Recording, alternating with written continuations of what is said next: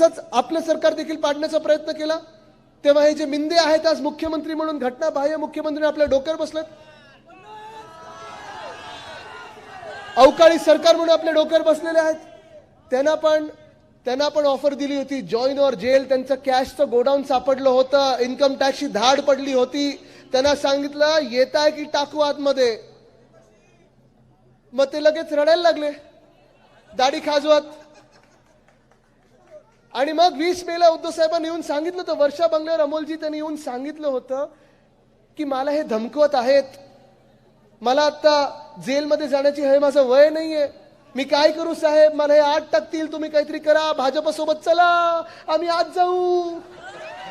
हे सगळं रडगाणं झालेलं तिथे. आणि हे सगळं झालं कारण काय आहे, आपण एक पॉलिसी बघितली आहे भाजपची असते, खोटं बोला पण रेटून बोला. मिंदे गँगची एक पॉलिसी आहे, खोटं बोला पण रडून बोला. एवढाच फरक आहे दोघांमध्ये, खोटं बोलतच असतात.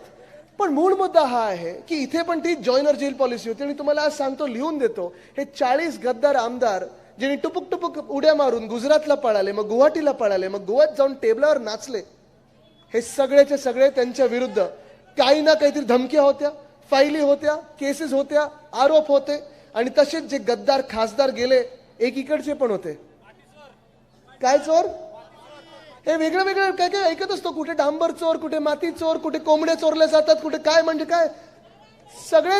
सगळेच असे लोक एनडीएत घेतल्यानंतर बाकीचं राहिलं तरी काय. ताज्या बातम्यांसाठी बेल आयकॉन दाबून चॅनलला सबस्क्राईब करा. धन्यवाद.